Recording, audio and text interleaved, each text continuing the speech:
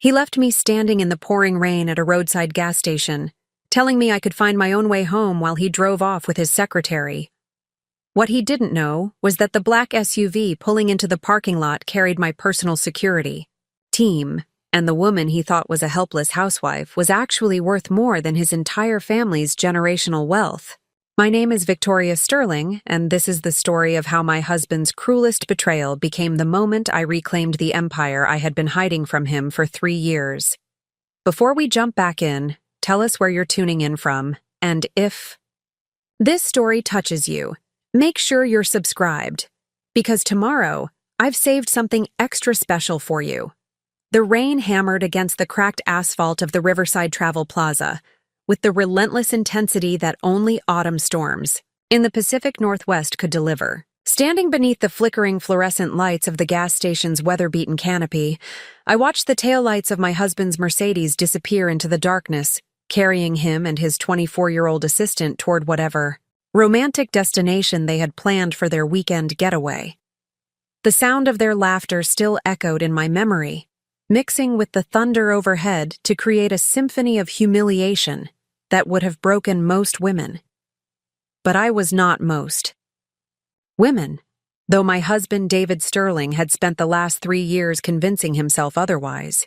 The events that led to this moment of abandonment had been building for weeks, though I had chosen to ignore the obvious signs of David's infidelity until they became impossible to dismiss.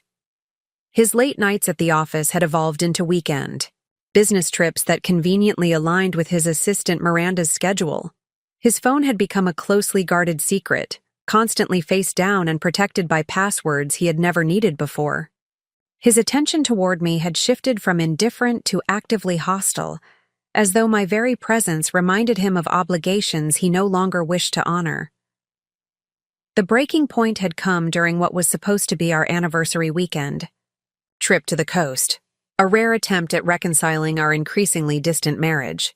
We had been driving along Highway 101 when David received a phone call that he claimed was urgent business requiring his immediate attention in Portland.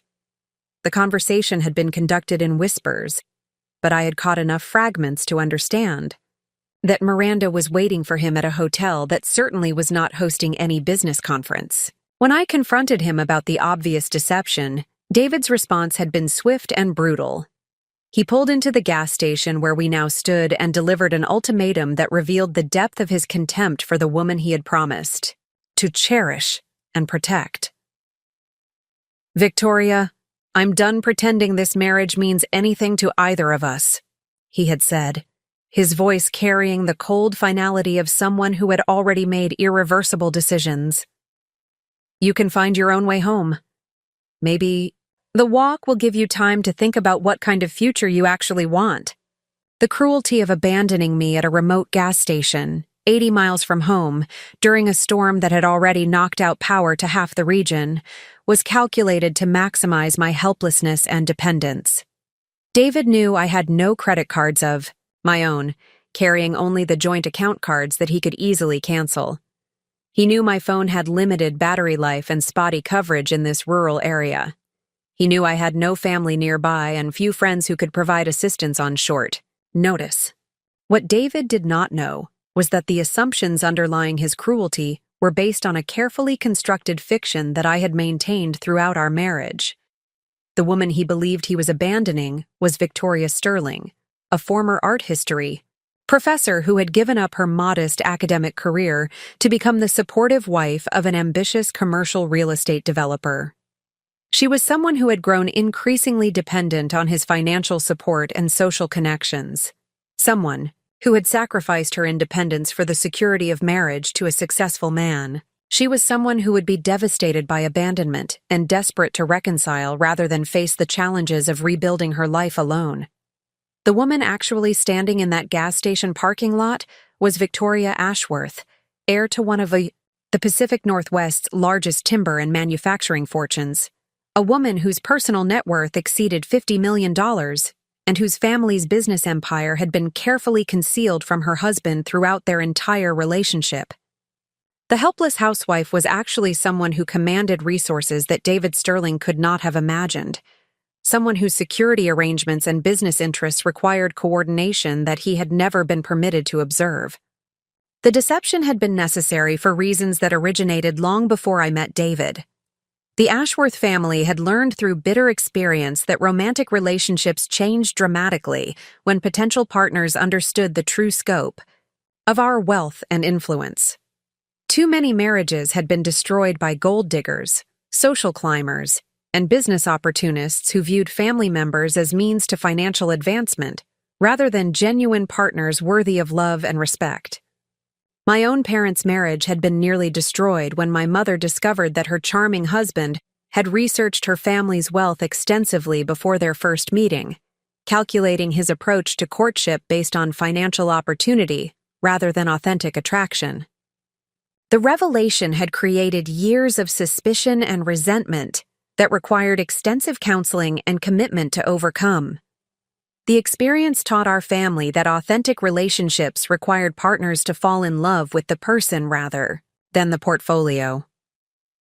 When I met David at a university fundraising event where I was volunteering as an art authentication specialist, I had been immediately attracted to his confidence, ambition, and apparent disinterest in my background or family connections. He seemed focused on building his own success rather than leveraging relationships for advancement, and his courtship had been refreshingly direct and unpretentious.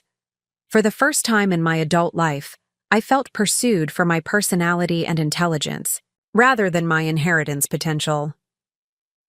The decision to maintain my anonymity had seemed romantic and practical during our courtship period. I used my middle name and mother's maiden name, presenting myself as Victoria Sterling rather than Victoria Ashworth. I rented a modest apartment and worked part-time at a university gallery, creating the impression of someone with limited means but sophisticated cultural interests. David's attraction to what he perceived as my independence and intellectual curiosity felt authentic in ways that previous relationships had not. Our marriage had been small and private, attended only by a few friends and David's family, while my own relatives were told that we preferred an intimate ceremony that would not overwhelm his more modest social circle. The ongoing deception required careful management of our social interactions and financial arrangements, but it had seemed worthwhile to preserve the authenticity of our relationship. But the deception had also revealed aspects of David's character that prosperity and security had previously concealed. As his real estate business grew more successful, he had become increasingly controlling and dismissive of my opinions and interests. He had begun treating me as an accessory to his professional image, rather than a partner in our shared life. His infidelity seemed to reflect not just sexual opportunism, but contempt for a woman he viewed as too dependent and grateful to challenge his behavior. Standing in that gas station parking lot, watching the rain soak through clothing that he believed represented my entire wardrobe, I realized that David's abandonment was actually providing the clarity I had been avoiding for months. The man I had married was not someone who deserved the protection of my continued deception. He was not someone who had earned the right to remain ignorant of my true circumstances. He was not someone whose reaction to learning the truth about my identity would be motivated by love, remorse, or genuine desire for reconciliation. David Sterling had revealed himself to be someone who abandoned his wife during a storm because he believed she had no alternatives to accepting his treatment. He had exposed himself as someone who calculated cruelty based on assumed vulnerability. He had demonstrated that his commitment to our marriage was entirely contingent on his perception of holding superior power and options.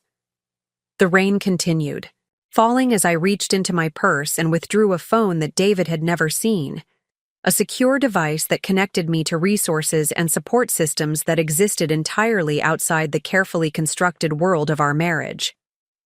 The call I made was to a number that had not been used for 3 years, but which had remained active and monitored every day since my wedding. "This is Victoria Ashworth," I said, when the familiar voice answered immediately. "I need a priority pickup at the Riverside Travel Plaza on Highway 101. Weather conditions are challenging, but the situation is not urgent. I'll be ready for transport in 15 minutes. The response was professional and immediate. Confirmed. Miss Ashworth, security team is already en route to your location. Estimated arrival time is 12 minutes. Do you require any additional support or resources? Negative, I replied. This is a simple extraction situation. Please ensure that Mr. Sterling's location is tracked, but do not engage unless specifically instructed. I want complete documentation of his activities this weekend, but no direct intervention. As I ended the call, I realized that the transformation, beginning in this moment, was not just about revealing my hidden identity to David. It was about reclaiming the authentic self that I had submerged for 3 years in service of a relationship that had never deserved such sacrifice. The woman who had been abandoned in this parking lot was about to disappear forever, replaced by someone whose capabilities and resources had been concealed for far too long. The sound of approaching vehicles cut through the storm as two black SUVs turned into the gas station parking lot, their headlights cutting through the darkness with the precision of a military operation. The lead vehicle positioned itself directly in front of the station's entrance, while the second maintained a strategic position that provided clear sightlines in all directions. Both vehicles bore no identifying marks, but their coordinated movement and professional positioning immediately distinguished them from ordinary traffic. The driver who emerged from the lead vehicle was a woman I had not seen for 3 years, but whose presence represented the return of resources and protection that had been carefully maintained during my absence. Sandra Chen had served as my personal security coordinator since my 21st birthday, managing a team of professionals whose expertise extended far beyond simple bodyguard services. Her background included military intelligence, corporate security, and crisis management training that made her uniquely qualified to handle the complex requirements of protecting someone whose wealth and business interests created multiple security concerns. Miss Ashworth, Sandra said as she approached with an umbrella that immediately transformed my experience of the storm. It's good to see you again. I trust you're ready to resume normal operations.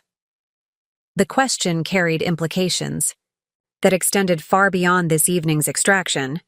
Sandra was asking whether I intended to return to the life and identity that I had abandoned for marriage, whether I was prepared to reclaim the responsibilities and resources that came with being Victoria Ashworth rather than Victoria Sterling. She was asking whether I wanted to emerge from 3 years of deliberate obscurity and rejoin the world where my decisions affected thousands of employees and my family's business empire continued expanding under management that had operated in my absence. Yes, I replied, feeling the weight of that single word reshape everything about my future.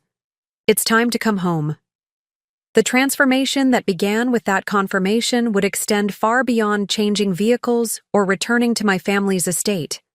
It would require reclaiming an identity that carried enormous responsibilities and opportunities, rebuilding relationships that had been carefully maintained but not actively developed, and deciding how to handle the revelation of my true circumstances to a husband who had just demonstrated his fundamental unworthiness of the trust I had placed in him. As Sandra escorted me toward the waiting vehicle, I caught a glimpse of my reflection in the SUV's tinted windows. The woman looking back at me was no longer the abandoned wife that David had left in this parking lot. She was someone whose resources and capabilities had been deliberately concealed but never diminished. She was someone whose patience with deception and accommodation had finally reached its limits. She was someone who was about to reclaim everything that had been temporarily set aside for a marriage that had proven itself unworthy of such sacrifice. Preparing and narrating this story took us a lot of time, so if you are enjoying it, subscribe to our channel. It means a lot to us. Now, back to the story. The rain continued falling as we drove away from the Riverside Travel Plaza, but I was no longer someone seeking shelter from the storm. I was someone returning to command resources that could redirect the storm itself, someone whose husband had just made the most expensive mistake of his life by assuming that cruelty toward his wife would go unanswered and unchallenged. David. Sterling thought he had abandoned a helpless woman who would be grateful for any opportunity to reconcile and return to the safety of their marriage. He was about to discover that he had actually discarded the protection and concealment that had been shielding him from the consequences of marrying someone whose power and influence operated at levels he had never imagined possible. The transformation that had begun in that gas station parking lot would ultimately teach David Sterling that the greatest mistake a person can make is underestimating someone they believe they control completely. The drive through the storm-darkened countryside provided the first opportunity in 3 years to reconnect with the infrastructure of power and influence that had been carefully maintained during my deliberate absence from the Ashworth Empire. As Sandra navigated the winding roads toward the family estate, I used the secure communication systems built into the vehicle to re-establish contact with executives, advisors, and board members who had been managing my interests while respecting my request for complete privacy regarding my marriage. The first call was to Margaret Huang, the chief executive officer who had been running Ashworth Industries since my father's retirement, and my own decision to step back from active leadership. Margaret had built her career within our organization, over 25 years, rising from financial analyst to trusted architect of the strategic vision that had tripled our market value during the period of my absence. Her loyalty to the family had never wavered, but her professional competence had never depended on deference or sentiment. Victoria.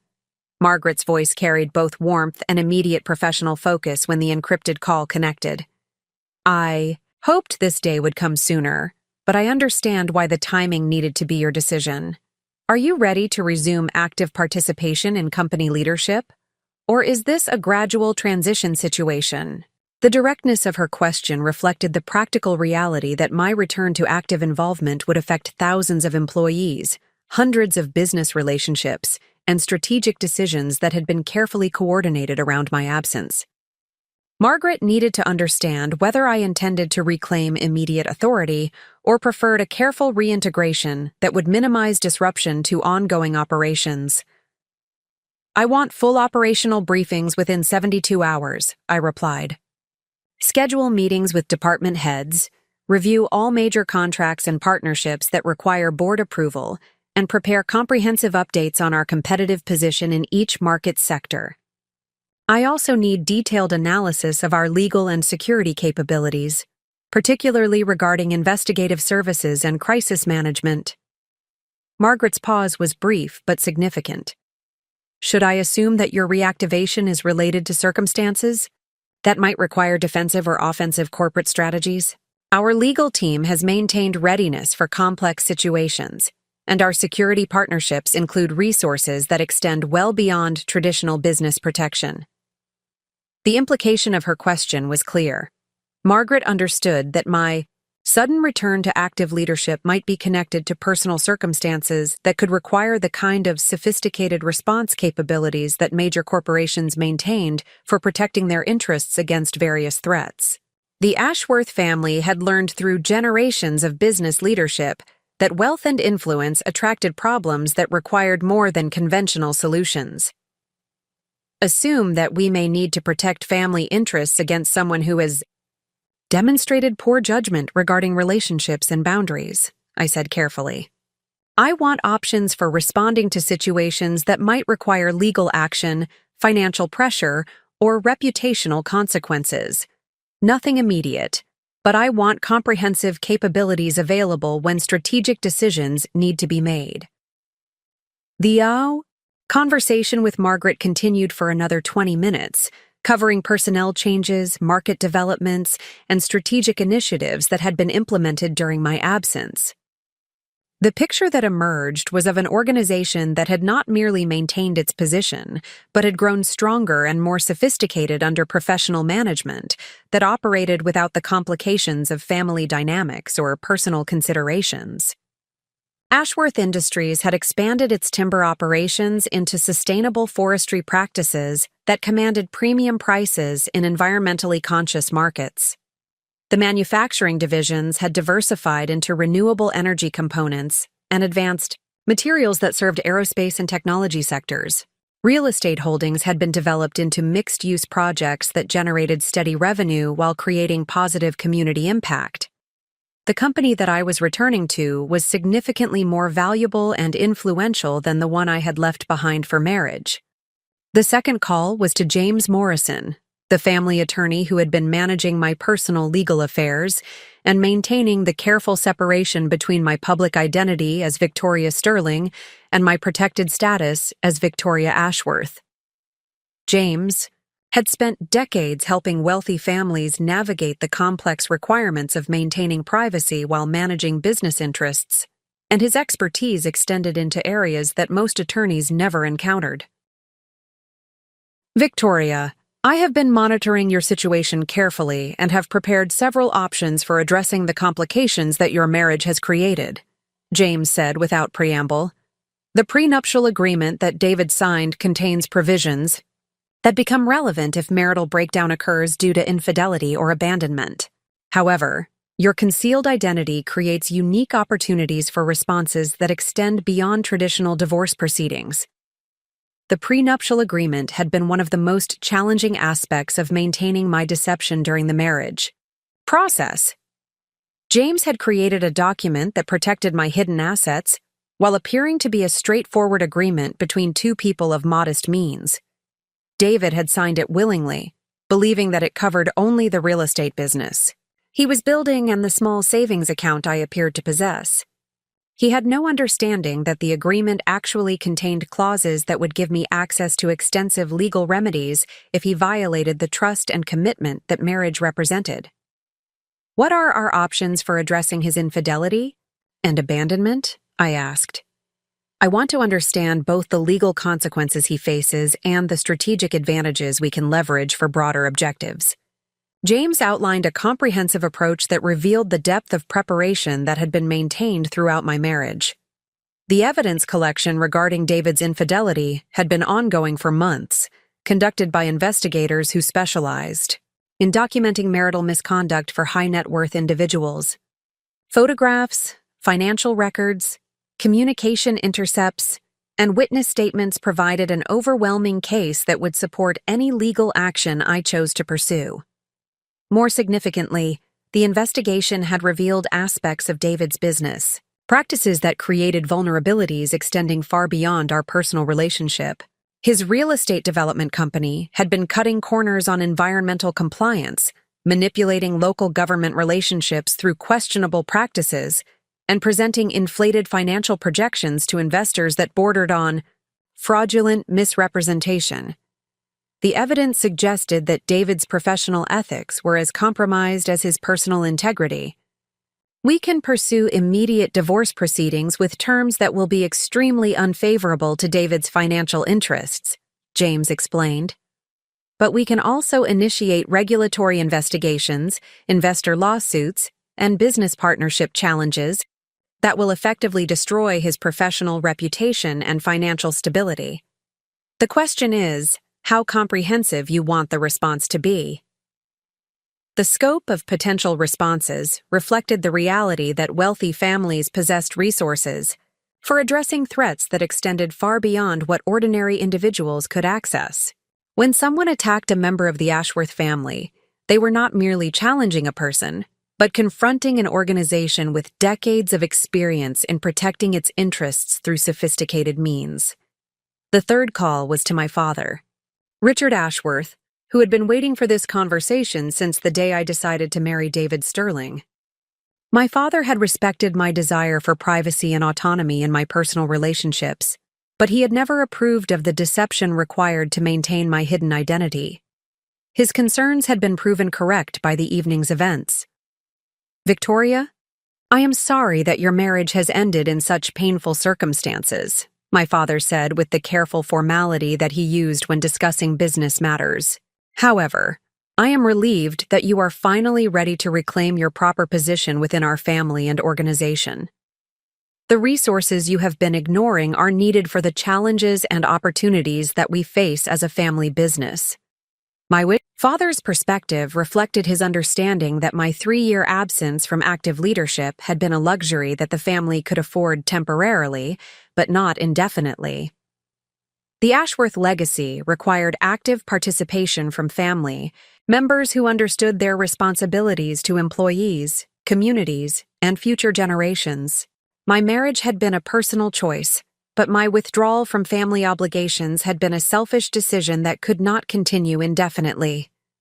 I am ready to resume my responsibilities, I confirmed, but I also need family support for addressing the situation with David in ways that protect our reputation while ensuring that his behavior has appropriate consequences. He needs to understand that his treatment of me reflects poorly on his judgment in ways that extend beyond personal relationships. The conversation with my father revealed that the family had been preparing for my eventual return to active involvement, while hoping that my marriage would not end in circumstances that required aggressive responses to protect our interests. Contingency plans had been developed for various scenarios, including the possibility that David's business practices might create problems that affected family reputation through association. My father's support for comprehensive responses to David's behavior reflected his understanding that wealthy families could not afford to appear vulnerable to exploitation or disrespect. The way we handled challenges to family members established precedents that affected how others would treat us in future situations. Allowing David's abandonment and infidelity to go unanswered would signal weakness that could encourage similar behavior from others who interacted with family members. The final call was to my younger sister, Amanda, who had been managing the family foundation and social responsibilities during my absence. Amanda had always been more comfortable with public visibility than I was, and she had used her position to advance environmental and educational causes that enhance the family's reputation while creating meaningful positive impact. "Victoria, thank God you are finally done with that ridiculous marriage," Amanda said with the blunt honesty that characterized our relationship. "David Sterling never deserved you, and frankly, the rest of us have been waiting for you to realize that he was using you for social advancement, rather than loving you for who you actually are." Amanda's perspective had been shaped by her observations of David's behavior during family gatherings and social events, where he had been carefully excluded from business discussions, but included in general family activities. She had noticed his calculating attention to details about family wealth and his obvious frustration when conversations moved into areas where his opinions were not solicited or valued. "I want you to know that the Foundation has been planning some initiatives that will require your direct involvement," Amanda continued. "We have been developing programs for supporting women entrepreneurs and victims of domestic abuse that could benefit from your leadership and the credibility that your business experience provides." The conversation with Amanda revealed that my return to family involvement would include opportunities for meaningful contribution that extended beyond business operations into social impact areas that aligned with my personal values and interests. The foundation work would provide outlets for leadership and creativity that would help balance the corporate responsibilities that came with my position in the family business. As the calls concluded and we approached the family estate, I realized that the infrastructure of support and resources that surrounded my return to active involvement was far more comprehensive and sophisticated than I had remembered. 3 years of professional management had not only maintained but enhanced the capabilities that came with my family position. The organization that I was rejoining was stronger and more influential than the one I had left behind for marriage. The gates of the Ashworth estate opened automatically as our convoy approached, recognizing the security transponders that identified authorized vehicles. The private road wound through 2 miles of carefully maintained forest before revealing the house where I had grown up, a structure that balanced historical elegance with modern security and communication capabilities that supported the complex requirements of family business operations. Sandra escorted me to the door where Margaret Huang was waiting with a portfolio of documents that would begin my reorientation to the current state of family business operations. The transition from abandoned wife to active business leader was beginning immediately, reflecting the reality that my personal circumstances were now secondary to the professional responsibilities that came with my restored identity. Standing in the entrance hall of my family home, Still wearing the modest clothing that represented my disguised identity as Victoria Sterling, I understood that the transformation beginning in this moment would extend far beyond revealing my hidden resources to David. I was reclaiming a position of influence and responsibility that carried the power to create consequences for his behavior, while building a future that would demonstrate the difference between the woman he had abandoned and the person she had always been capable of becoming. The rain continued falling outside, but I was no longer someone seeking shelter from the storm. I was someone returning to command resources that could redirect the storm itself. Someone whose husband had just discovered that the greatest mistake a person can make is underestimating someone they believe they control completely. The morning after my return to the family estate dawned clear and cold, with the previous evening's storm having swept away the oppressive humidity that had marked the end of summer in the Pacific Northwest. Standing in the executive conference room that had been prepared for my operational briefings, I surveyed documents and presentations that represented the comprehensive intelligence-gathering operation that would inform my response to David's betrayal and abandonment.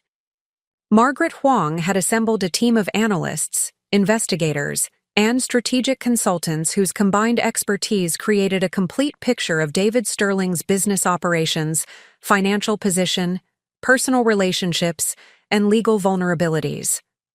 The depth of information that had been compiled during the 12 hours since my reactivation demonstrated the sophisticated capabilities that major corporations maintained for protecting their interests against various forms of threats and challenges.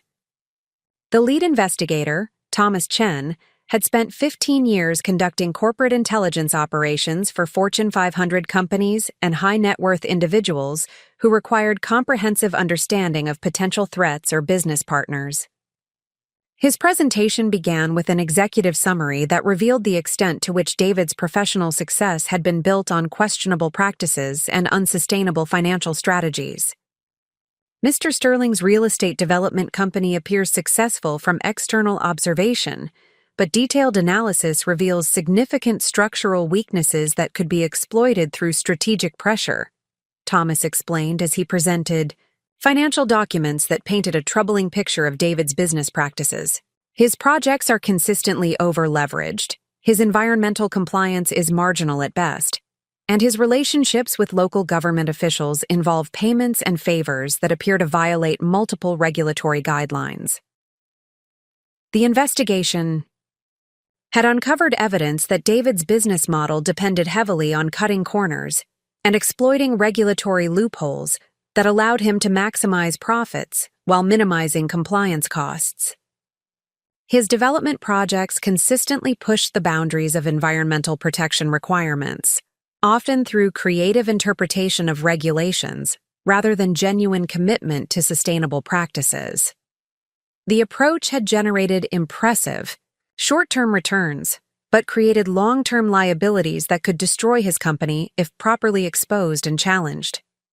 More significantly, the financial analysis revealed that David's personal lifestyle and business expansion had been funded through increasingly aggressive borrowing strategies that left him vulnerable to market fluctuations or changes in lending conditions.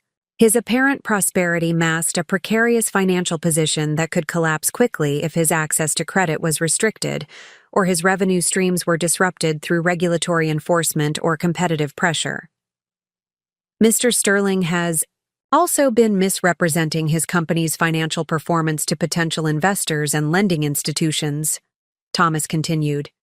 The discrepancies between his public claims and actual financial results could support charges of securities fraud or lending fraud, depending on how aggressively prosecutors chose to pursue the evidence we have compiled. The second presentation came from Sarah Martinez, a regulatory specialist who had spent 10 years working with environmental protection agencies and municipal planning departments before transitioning to private consulting work. Her analysis focused on the specific violations and compliance failures that could trigger investigations or enforcement actions that would severely damage David's business operations. Sterling Development has been systematically underreporting environmental impact assessments and failing to implement required mitigation measures for wetland and wildlife habitat protection, Sarah explained while displaying aerial photographs and compliance documentation that revealed clear patterns of regulatory evasion. The accumulated violations could result in project shutdowns, financial penalties exceeding $2 million, and potential criminal charges for willful environmental destruction. The environmental violations were particularly significant because they affected multiple ongoing projects and created liability that extended beyond financial penalties to include restoration requirements that could consume years of profits. Sarah's analysis indicated that proper enforcement of existing regulations could effectively halt David's business operations while imposing costs that would exceed his company's financial reserves.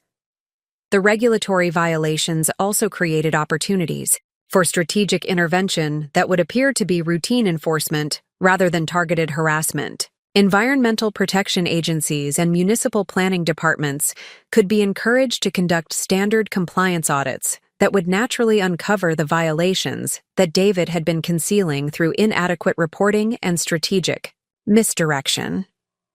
The timing is particularly favorable for regulatory intervention because several of Mr. Sterling's projects are approaching critical phases where environmental compliance becomes mandatory for continued development, Sarah continued.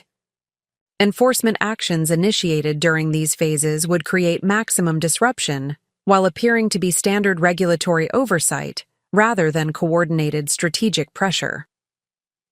The third presentation addressed David's personal relationships and social connections, revealing patterns of behavior that extended far beyond his marriage to me. Jennifer Walsh, a private investigator who specialized in matrimonial and personal conduct investigations, had compiled evidence that painted a disturbing picture of serial infidelity and manipulative relationship management.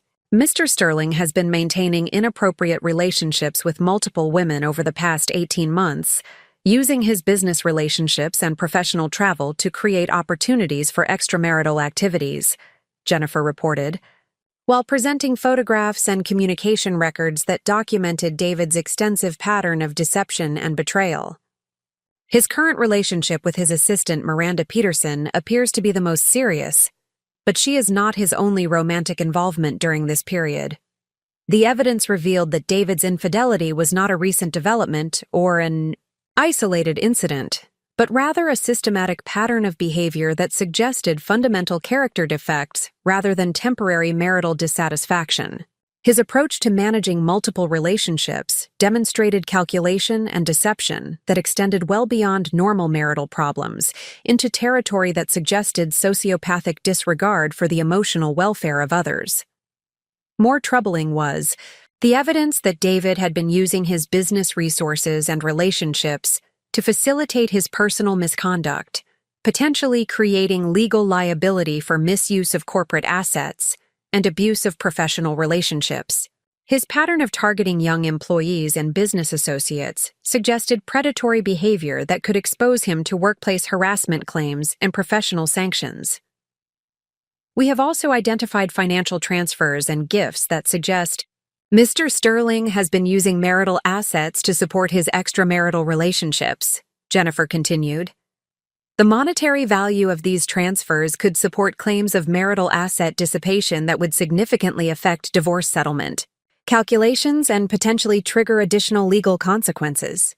The fourth presentation came from David Kim, a corporate intelligence specialist who had analyzed David's business partnerships and professional relationships to identify vulnerabilities that could be exploited through strategic pressure on his associates and collaborators. The analysis revealed that David's success depended heavily on relationships with people who might withdraw their support if his personal conduct or business practices became subjects of public scrutiny. Mr. Sterling's business model depends on maintaining credibility with lending institutions, municipal officials, and investment partners who have limited tolerance for reputational risk, David explained while presenting organizational charts that mapped the network of relationships essential to David's continued business operations. Strategic disclosure of information about his regulatory violations or personal conduct could trigger withdrawal of support that would effectively end his ability to continue current business operations. The relationship analysis had identified specific individuals whose support was essential for David's ongoing projects and future business development. These key relationships could be influenced through strategic communication of factual information about David's business practices and personal conduct, creating pressure that would appear to result from natural market forces rather than coordinated intervention. The corporate intelligence also revealed that several of David's business partners and associates had been expressing private concerns about his judgment and reliability, suggesting that strategic disclosure of additional information could accelerate existing doubts rather than creating entirely new opposition to his continued business activities. The most significant vulnerability involves his relationship with Pacific Northwest Bank, which holds the primary lending arrangements for his major development projects, David continued. The bank's risk management policies specifically prohibit lending to developers with unresolved regulatory violations or pending legal proceedings related to environmental compliance or business practices. The final presentation synthesized the various forms of evidence and strategic options into a comprehensive plan that would systematically dismantle David's business operations and personal reputation while creating legal consequences that reflected the severity of his misconduct and poor judgment. Margaret Huang presented the integrated strategy that would coordinate multiple pressure points to create cascading effects that would overwhelm David's ability to respond effectively. Our recommended approach involves simultaneous initiation of regulatory enforcement actions, strategic communication to key business relationships, and legal proceedings that will create multiple crisis situations requiring responses that exceed Mr. Sterling's resources and capabilities. Margaret explained while presenting a timeline that showed how various interventions would be coordinated to maximize impact while minimizing opportunities for effective countermeasures.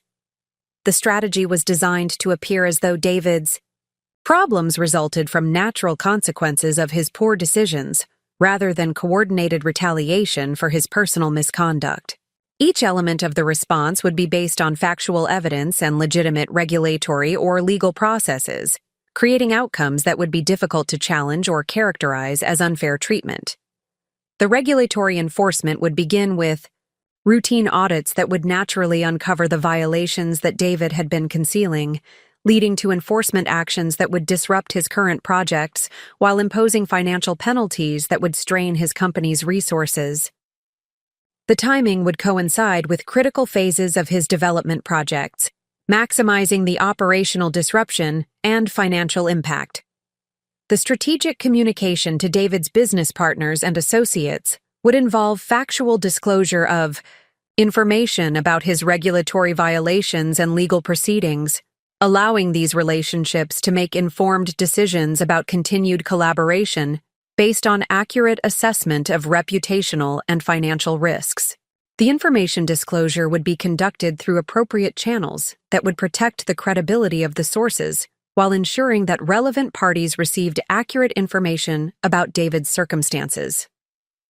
The legal proceedings would include divorce actions with terms that reflected David's marital misconduct and asset dissipation, accompanied by civil actions related to his business practices and potential criminal referrals related to his regulatory violations and financial misrepresentations.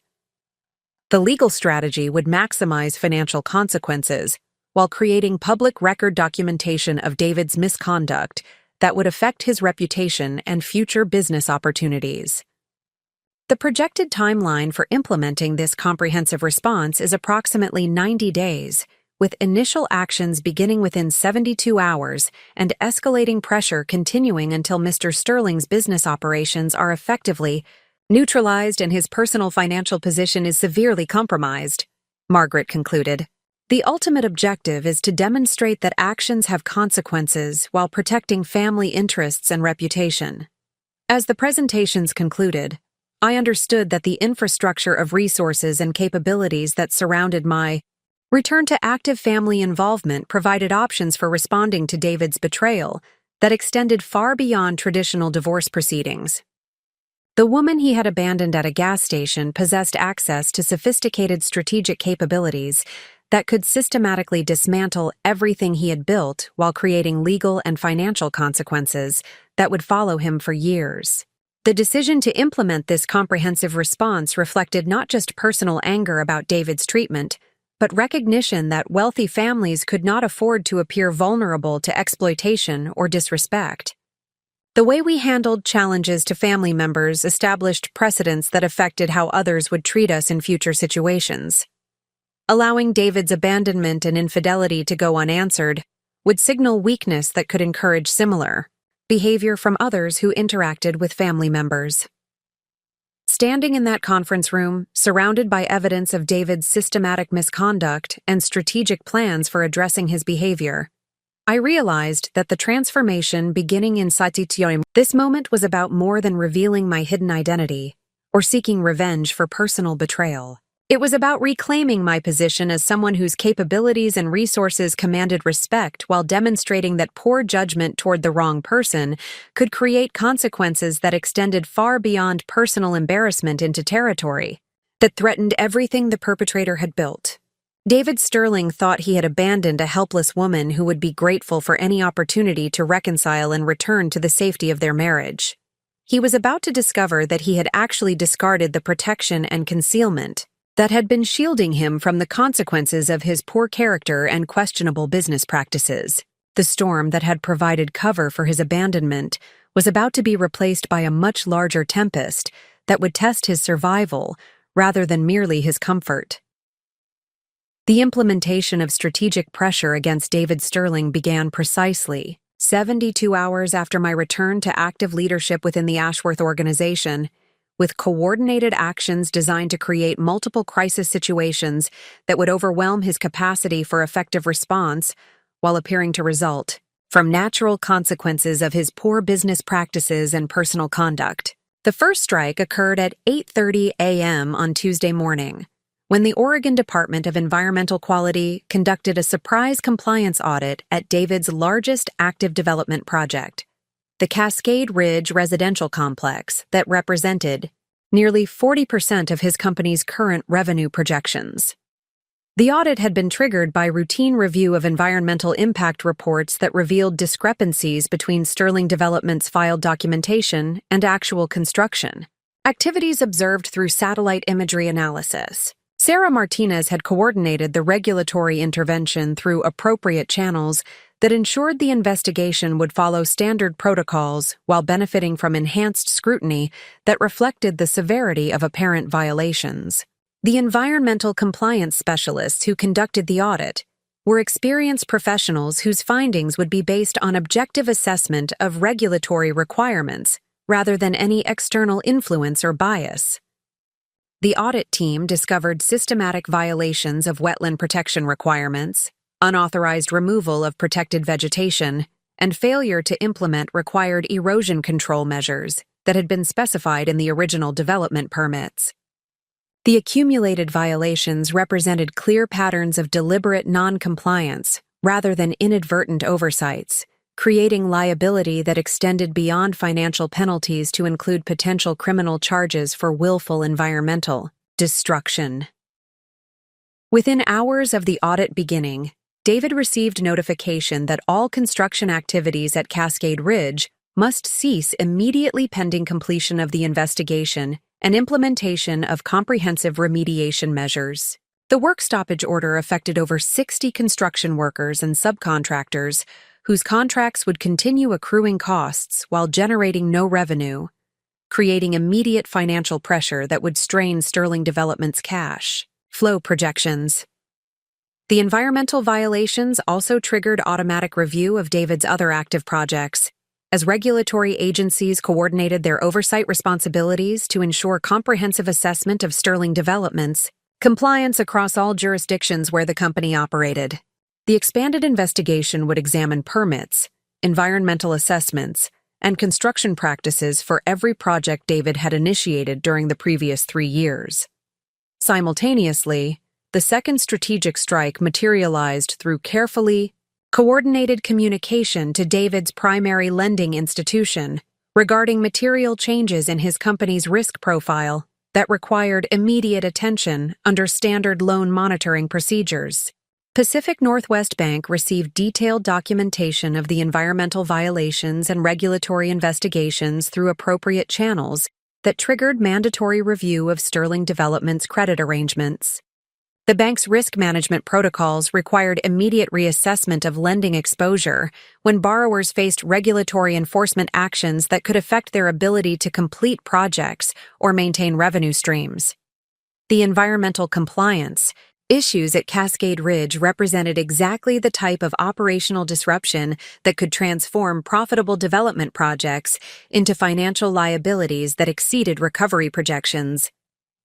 David received notification on Tuesday afternoon that Pacific Northwest Bank was initiating comprehensive review of all credit facilities extended to Sterling Development, with immediate suspension of further fund disbursements pending completion of updated risk assessment.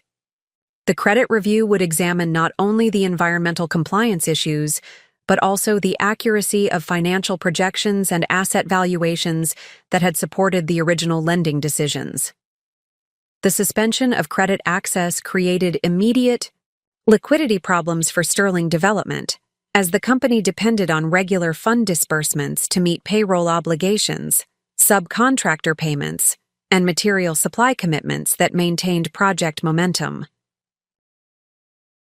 Without access to additional credit, David would be forced to use existing cash reserves to maintain operations while generating no new revenue from the suspended construction activities. The third strategic strike involved disclosure of factual information about David's regulatory violations and credit difficulties to key business partners, whose continued collaboration was essential for his company's long-term viability. The information was communicated through appropriate professional channels that ensured accuracy while allowing recipients to make informed decisions about ongoing business relationships.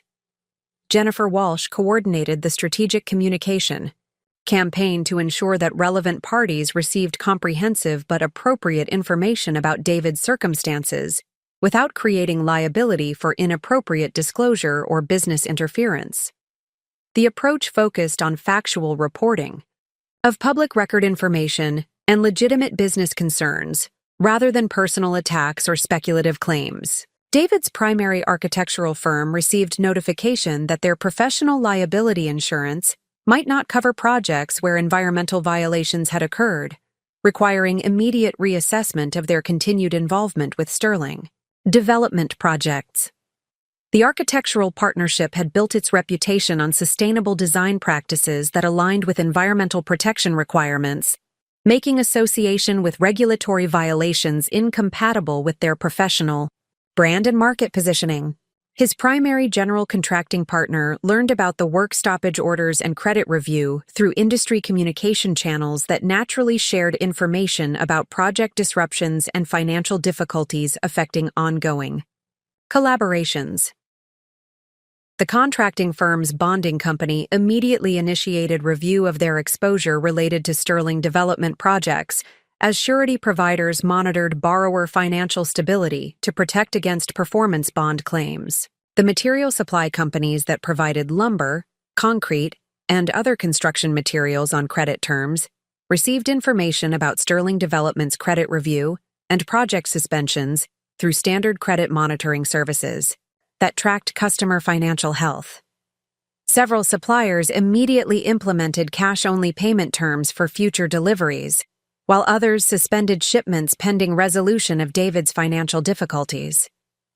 Within 48 hours of the initial regulatory audit, David faced complete shutdown of his largest revenue-generating project, suspension of credit access that funded his business operations, and withdrawal of support from key business partners, whose collaboration was essential for project completion and future development opportunities.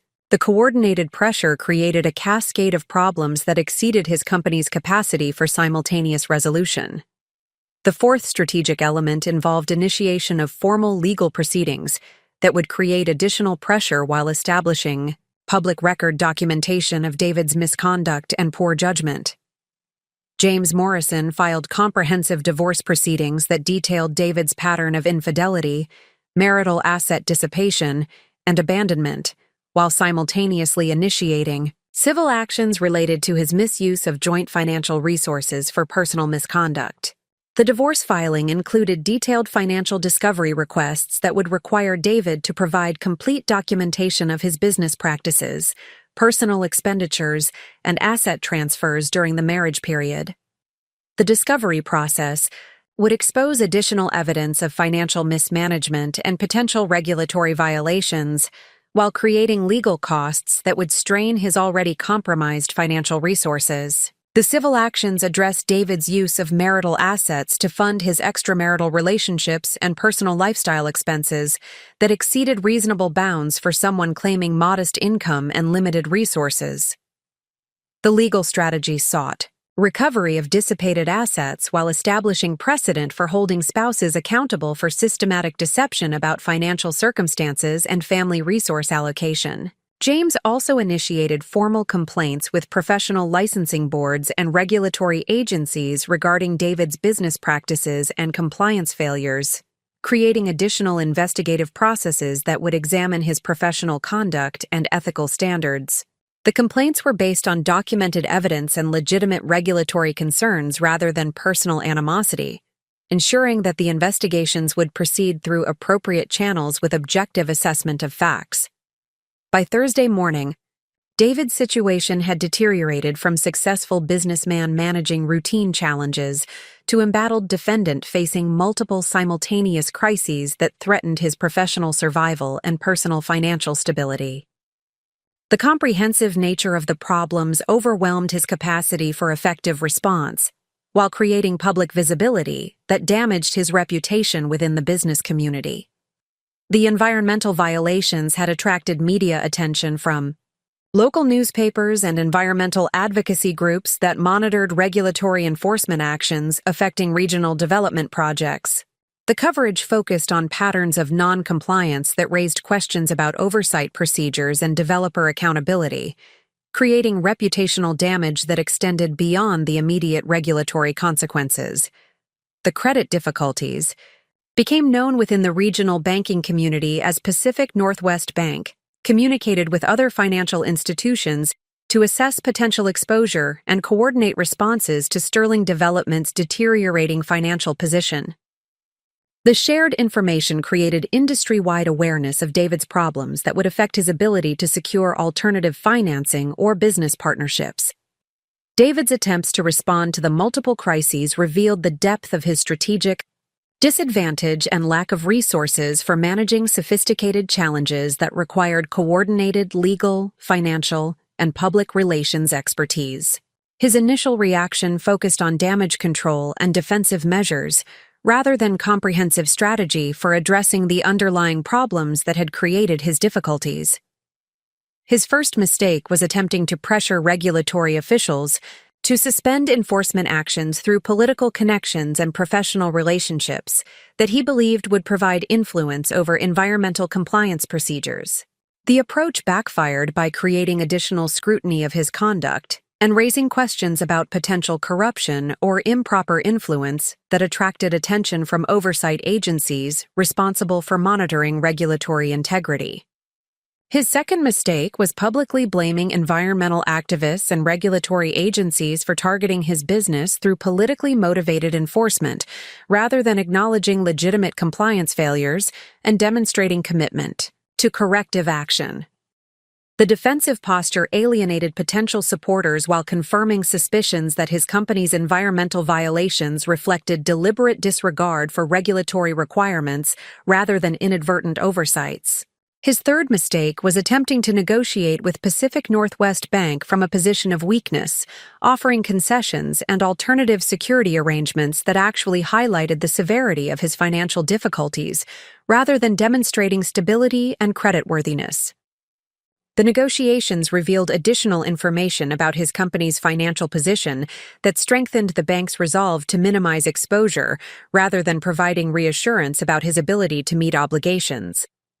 By Friday afternoon, David had lost control of the narrative surrounding his difficulties and found himself reacting to developments rather than directing outcomes through strategic planning and resource deployment. His company faced indefinite suspension of its primary revenue source, loss of credit access essential for operations, withdrawal of key business partnerships, and mounting legal costs that consumed cash reserves without generating productive outcomes. The transformation of David's circumstances from apparent success to comprehensive crisis demonstrated the difference between superficial prosperity based on leveraged resources and questionable practices versus sustainable success built on solid foundations and ethical conduct. His vulnerability to strategic pressure revealed that his business model depended on regulatory tolerance and financial accommodation, rather than genuine value creation and operational excellence. Standing in my family's executive conference room, reviewing reports that documented David's deteriorating position and increasingly desperate responses to mounting pressure, I understood that the systematic dismantling of his business empire was proceeding exactly as strategic planning had projected. The man who had abandoned his wife at a gas station during a storm was discovering that actions produce consequences that extend far beyond immediate gratification or personal convenience. The woman David had dismissed as helpless and dependent was demonstrating capabilities for strategic thinking and resource deployment that exceeded his comprehension or ability to counter effectively. His assumption that abandonment would leave me powerless and grateful for any opportunity to reconcile was proving to be the most expensive miscalculation of his professional and personal life. The first phase of strategic response had established that David faced opponents whose resources and sophistication exceeded his capacity for effective resistance. The systematic nature of the pressure demonstrated coordination and planning that reflected careful analysis of his vulnerabilities rather than emotional reaction to personal betrayal. The precision of the attacks revealed intelligence gathering and strategic capabilities that suggested extensive preparation and comprehensive understanding of his business operations and personal conduct. David Sterling was beginning to understand that he had not merely ended his marriage through infidelity and abandonment. He had declared war against someone whose weapons and tactical expertise he had never imagined existed, someone whose response would be measured not in tears or pleading, but in the systematic destruction of everything he had built through his poor judgment and ethical compromises. The week following the initial strategic strikes against David Sterling's business empire revealed the fundamental difference between someone accustomed to controlling circumstances versus someone forced to react desperately to forces beyond their comprehension or influence. From my position monitoring developments through comprehensive intelligence networks, I observed David's increasingly frantic attempts to salvage his deteriorating situation while demonstrating through each failed initiative that he possessed neither the resources nor the strategic sophistication necessary to counter the systematic pressure being applied against his interests. David's first significant countermeasure emerged on Monday morning when he retained Harrison, Mitchell & Associates, a Portland law firm specializing in environmental compliance and regulatory defense. The legal team had built their reputation, representing developers and industrial clients facing enforcement actions from environmental protection agencies, and their expertise included both technical defense strategies and political advocacy approaches that sometimes proved effective in negotiating favorable settlements. However, David's engagement with Harrison, Mitchell & Associates immediately revealed the limitations of his resources and the depth of his legal exposure. The initial consultation required a $50,000 retainer that strained his available cash reserves, while the comprehensive case assessment revealed violations so extensive and well-documented that effective defense would require resources exceeding his company's financial capacity. The environmental attorneys discovered that Sterling Development's compliance failures extended across multiple jurisdictions and regulatory frameworks, creating liability that could not be addressed through simple corrective measures or routine settlement negotiations. The systematic nature of the violations suggested deliberate non-compliance rather than inadvertent oversights. eliminating opportunities for lenient treatment typically available to developers who demonstrated good faith efforts at regulatory adherence. More significantly, the legal team's investigation revealed that David's environmental violations had created criminal exposure beyond civil penalties, as several instances of wetland destruction and protected habitat damage met federal criteria for prosecutable offenses under environmental protection statutes. The potential for criminal charges elevated the stakes considerably while attracting scrutiny from federal agencies whose enforcement capabilities exceeded state and local regulatory resources. David's attempt to leverage political connections for regulatory relief represented his second major countermeasure, reflecting his belief that environmental compliance issues could be resolved through influence and accommodation rather than substantive corrective action. His approach involved contacting county commissioners, state legislators, and economic development officials who had previously supported his development projects through permitting processes and zoning approvals. The political intervention strategy backfired catastrophically by creating additional scrutiny of David's compliance history and raising questions about the integrity of previous permitting decisions that had enabled his regulatory violations. Environmental advocacy groups that monitored developer activities immediately recognized David's political pressure campaign and responded by demanding comprehensive investigation of potential corruption and regulatory capture that might have facilitated systematic non-compliance.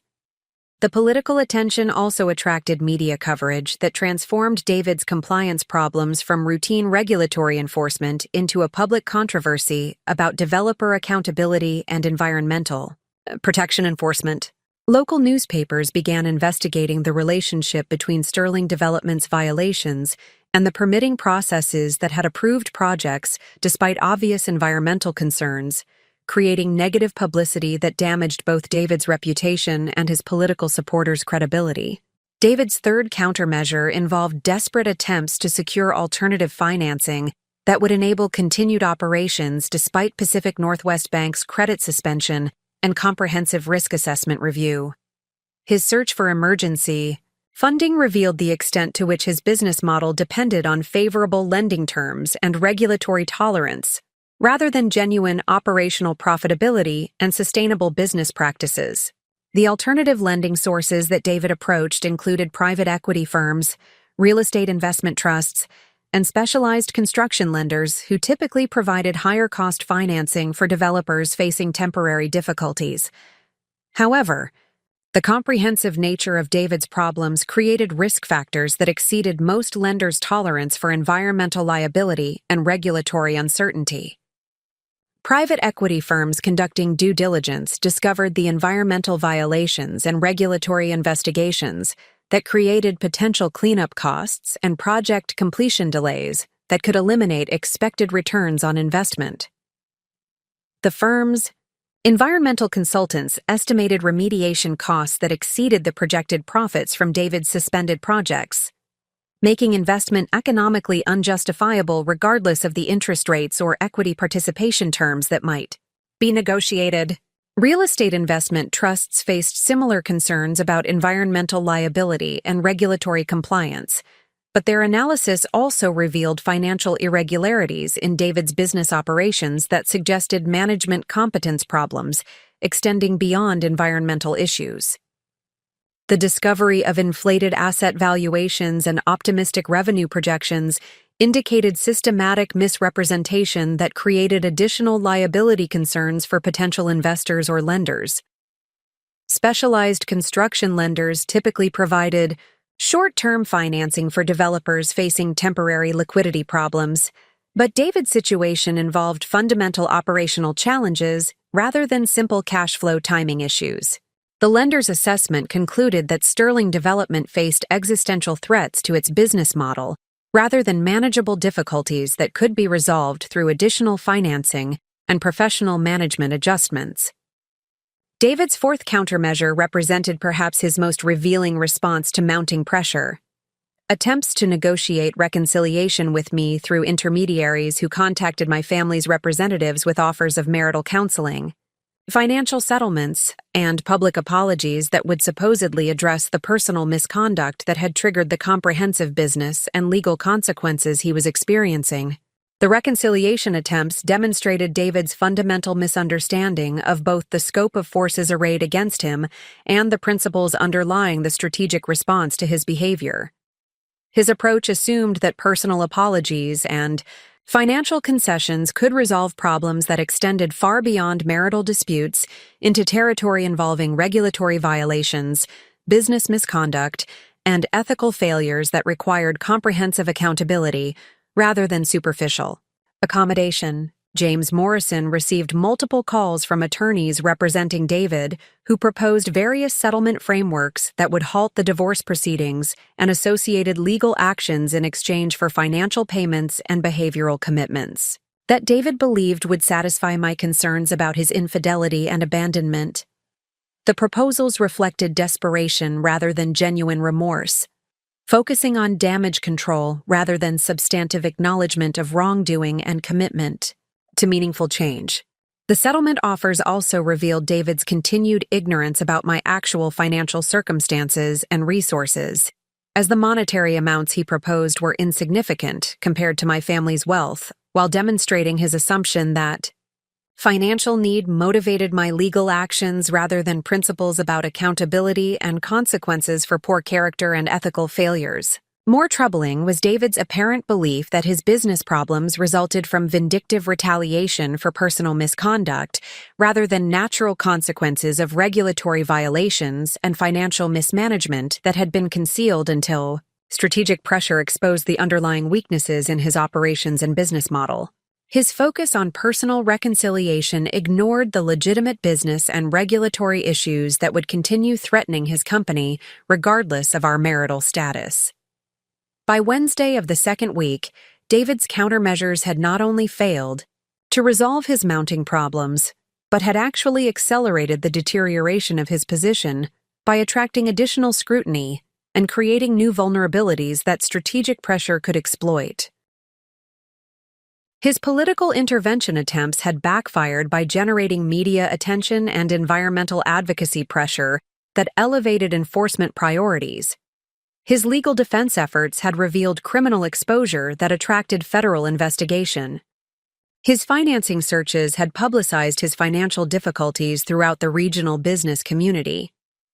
The most significant development emerged when the Federal Bureau of Investigation opened a preliminary inquiry into potential environmental crimes and regulatory corruption related to Sterling Development's compliance failures and David's political pressure campaign.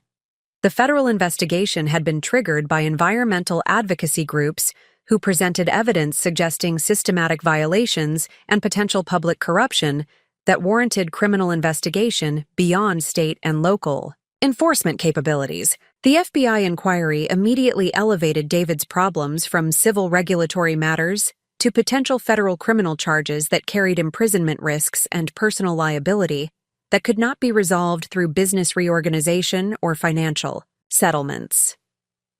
Federal environmental crimes prosecution represented existential threats to both his business operations and personal freedom that exceeded his capacity for effective response through conventional legal defense strategies. The federal attention also triggered comprehensive investigation of David's business practices and financial relationships that would examine not only environmental violations, but also potential securities fraud, lending fraud, and tax evasion that might have facilitated his regulatory noncompliance and business expansion. The expanded investigation scope created multiple potential avenues for criminal prosecution, while generating discovery requirements that would expose additional evidence of misconduct and poor judgment. David's response to the federal investigation demonstrated the complete breakdown of his strategic thinking and emotional control under pressure that exceeded his experience and capabilities. His public statements about the investigation included conspiracy theories and defensive accusations that further damaged his credibility while providing additional evidence of poor judgment and character defects that strengthened the case against him. His attempt to blame environmental activists, political opponents, and vindictive ex-wives for coordinating harassment campaigns against his business revealed paranoid thinking that undermined confidence in his mental stability and professional competence. The defensive posture alienated potential supporters while confirming suspicions that his previous success had been based on favorable circumstances rather than genuine capability and ethical conduct. By Thursday afternoon, David faced a comprehensive crisis that threatened every aspect of his professional and personal life. His primary business project remained suspended indefinitely while accumulating costs that consumed remaining cash reserves. His credit access had been terminated by primary lenders, while alternative financing sources rejected his applications based on environmental liability and federal investigation risks. His key business relationships had been severed by partners, seeking to minimize association with regulatory violations and criminal investigation. The federal inquiry had attracted media attention that transformed local regulatory enforcement into a regional news story about environmental crimes and potential corruption in development permitting processes. The negative publicity had eliminated opportunities for political intervention while creating public pressure for aggressive prosecution and substantial penalties that would demonstrate accountability for environmental destruction and regulatory evasion. David's legal costs had escalated beyond his financial capacity as the need for specialized environmental defense attorneys, federal criminal defense counsel, and civil litigation representation created monthly expenses that exceeded his company's remaining revenue streams. The mounting legal fees would consume his personal assets while providing no guarantee of favorable outcomes in any of the multiple proceedings where he faced substantial liability. Standing in my family's situation room, reviewing intelligence reports that documented David's deteriorating circumstances and increasingly desperate behavior, I recognized that the systematic pressure campaign had achieved its primary objectives, while revealing additional vulnerabilities that could be exploited if David continued demonstrating poor judgment and ethical deficiencies in his responses to mounting consequences. The man who had abandoned his wife at a gas station during a storm was discovering that his actions had triggered responses from institutions and organizations whose power and persistence exceeded his comprehension or ability to resist effectively. His assumption that personal misconduct would remain private and consequence-free was proving to be a fundamental miscalculation about the interconnected nature of reputation, relationships, and regulatory compliance in modern business operations. David Sterling was learning that success built on questionable foundations and maintained through regulatory tolerance would collapse quickly when subjected to scrutiny and pressure from opponents with superior resources and strategic capabilities. His countermeasures had not only failed to address his underlying problems, but had accelerated his downfall by demonstrating the depth of his misconduct and the weakness of his position when challenged by sophisticated adversaries. The morning of my first board meeting as active head of Ashworth Industries arrived with the crisp clarity that follows major storms, both meteorological and personal. Standing before the floor-to-ceiling windows of the executive conference room, I observed the panoramic view of Portland's skyline while mentally preparing for the most significant professional challenge of my life. The woman who had been abandoned at a gas station 10 days earlier was about to demonstrate leadership capabilities that would reshape a multi-billion-dollar enterprise, while proving that authentic power emerges from competence rather than manipulation. Margaret Huang had orchestrated the board meeting with the precision that characterized her management of Ashworth Industries during my 3-year absence. The agenda balanced operational updates with strategic initiatives that would establish my vision for the company's future direction, while demonstrating to board members that my return represented enhanced leadership rather than disruptive change.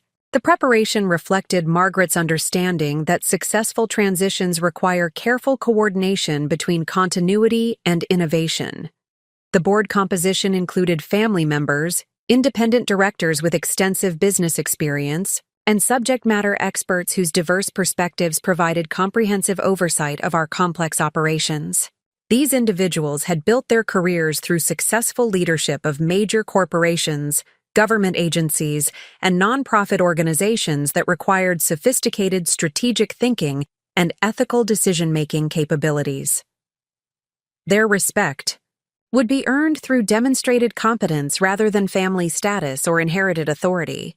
My presentation materials reflected weeks of intensive preparation that transformed my understanding of modern corporate leadership from theoretical knowledge into practical expertise. The strategic framework I had developed integrated traditional business principles with contemporary approaches to environmental sustainability, social responsibility, and stakeholder engagement that reflected evolving expectations for corporate behavior in the 21st century.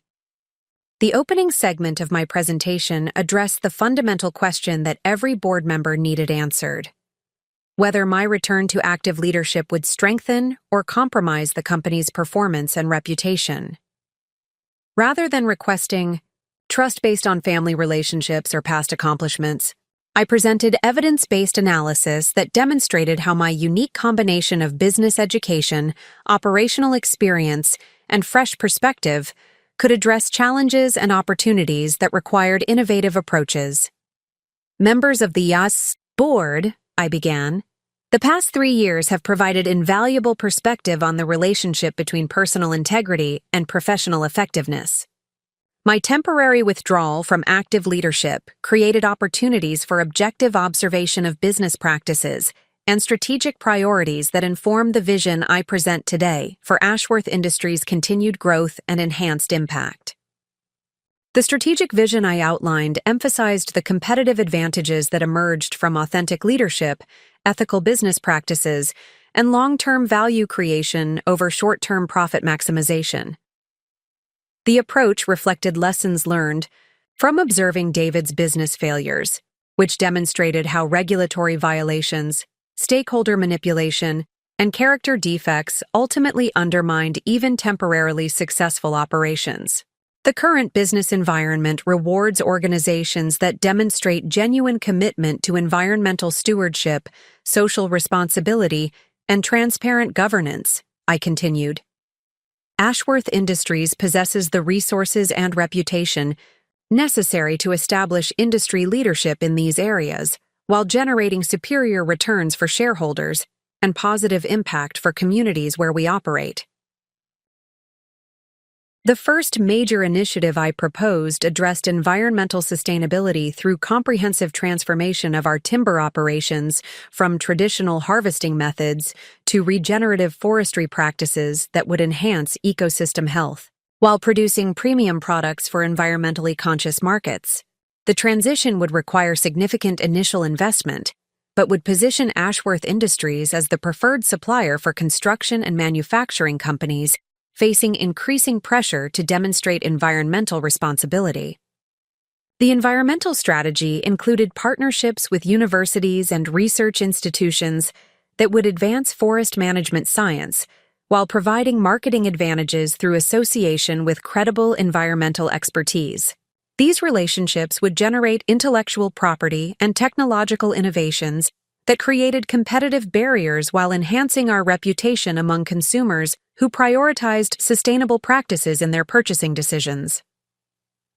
Board member Dr. Patricia Williams, whose background included environmental economics and natural resource management, immediately recognized the strategic value of the sustainability initiative. Victoria, this approach addresses market trends that many timber companies are ignoring until regulatory pressure forces reactive responses rather than proactive positioning. The revenue premiums for certified sustainable products continue increasing, while supply remains limited due to industry reluctance to invest in comprehensive transition programs. The second major initiative focused on manufacturing diversification into renewable energy components and advanced materials that served growing markets for clean technology infrastructure. The expansion would leverage our existing industrial capabilities while reducing dependence on traditional construction markets that experienced cyclical volatility and increasing regulatory constraints. The manufacturing strategy required substantial capital investment and technical expertise acquisition, but the projected returns justified the resource commitment while creating employment opportunities in communities where we operated. The initiative would transform Ashworth Industries from a regional resource extraction company into a national technology supplier with international growth potential. Board member Robert Chen, whose experience included aerospace engineering and technology commercialization, expressed enthusiasm for the technical challenges and market opportunities represented by the manufacturing expansion. The clean energy sector requires precisely the type of precision manufacturing and quality control that we have developed through decades of timber processing experience. The transition would utilize existing workforce capabilities while providing career development opportunities that attract and retain talented employees. The third major initiative addressed corporate social responsibility through expanded community investment and workforce development programs that would enhance our reputation while creating measurable positive impact for regional economic development. The approach included educational partnerships, small business support programs, and infrastructure improvements that demonstrated genuine commitment to community prosperity rather than superficial public relations gestures. The community investment strategy reflected understanding that sustainable business success required healthy communities with educated workforces and adequate infrastructure to support continued economic growth. The initiative would create goodwill that facilitated future expansion, while demonstrating corporate citizenship that attracted customers and employees who valued social responsibility. Board member Sarah Martinez, whose background included municipal, finance, and economic development, immediately grasped the strategic implications of the community investment approach. This initiative addresses workforce development challenges that affect all regional employers while creating brand differentiation that appeals to socially conscious consumers and investors. The community partnerships would provide market intelligence and relationship advantages that support business development objectives. The financial projections accompanying my strategic presentation demonstrated that the proposed initiatives would generate superior returns while reducing operational risks through diversification and improved stakeholder relationships. The analysis included comprehensive scenario planning that showed positive outcomes across various economic conditions while identifying potential challenges and mitigation strategies. The investment requirements totaled approximately $200 million over 5 years, representing the largest capital commitment in company history, but generating projected revenue increases that would recover costs within 7 years, while establishing market positions that created long-term competitive advantages. The financial strategy included phased implementation that allowed course corrections based on market feedback and operational experience. Margaret Huang's operational analysis supported the feasibility of implementing the proposed initiatives while maintaining current business performance and customer service standards.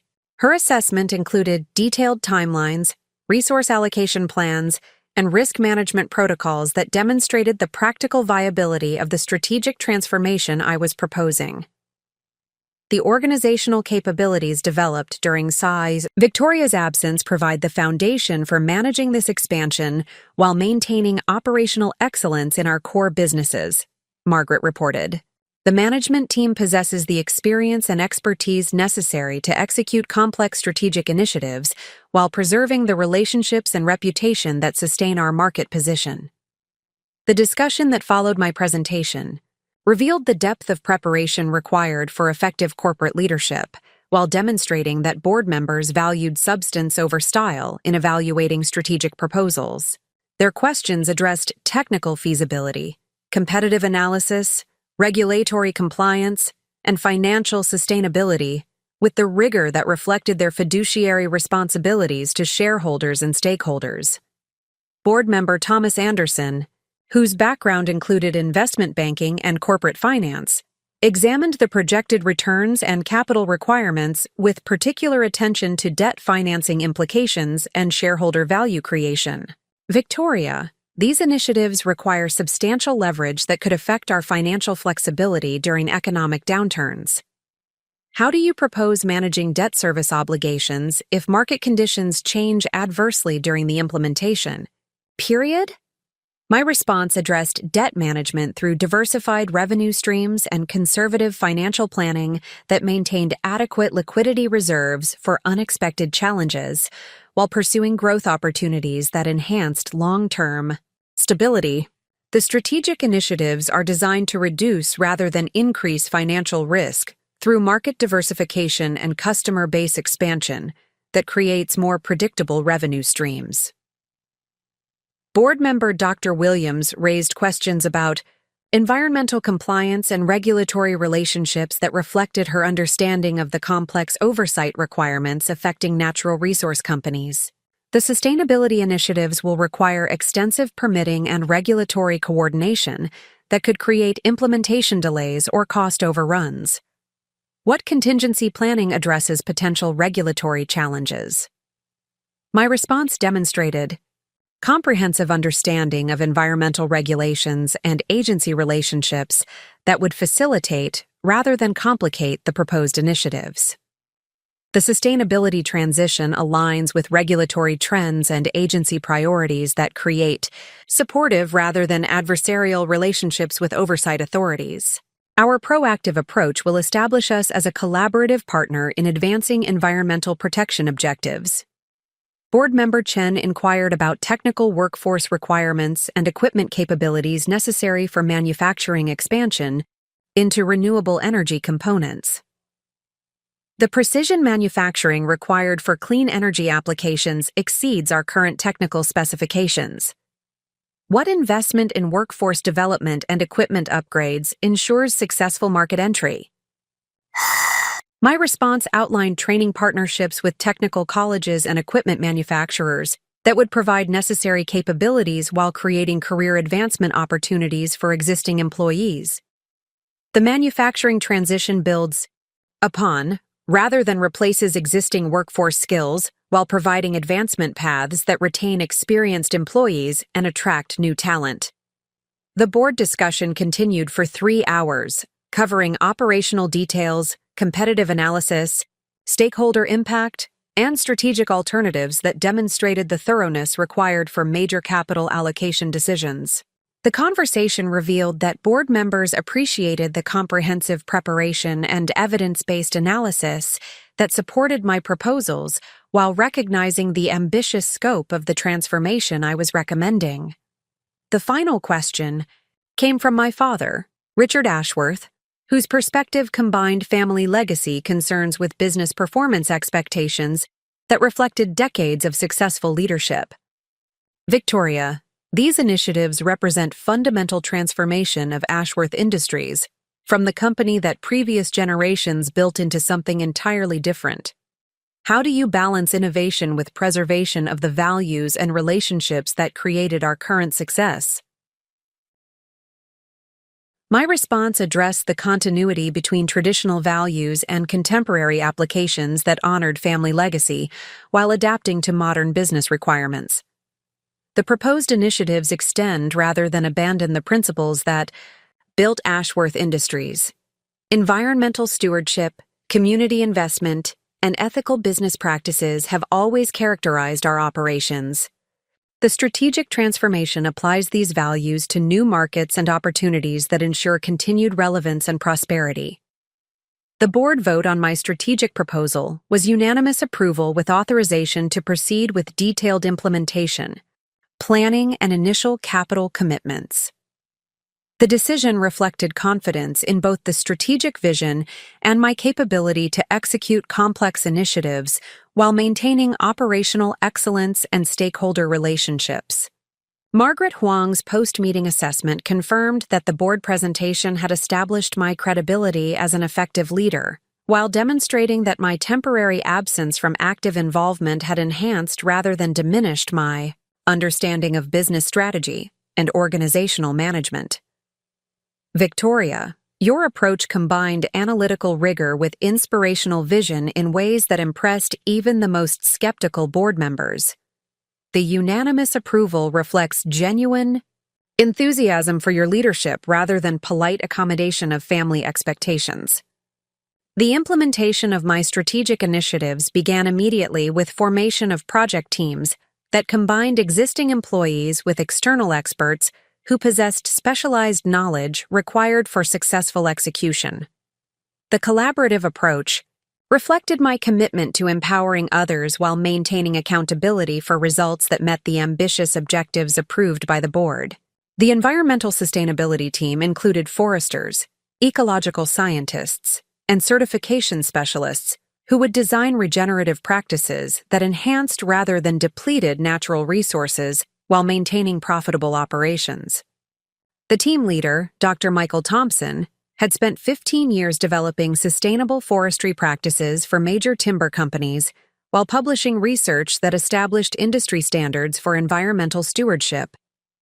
The manufacturing expansion team included engineers, production specialists, and quality control experts who would design facilities and processes capable of producing components that met demanding specifications for renewable energy applications.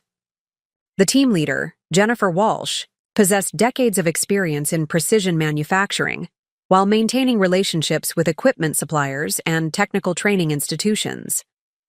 The community investment team included economic development specialists, educational leaders, and social impact researchers who would design programs that created measurable improvements in regional prosperity while enhancing Ashworth Industries' reputation and workforce development capabilities.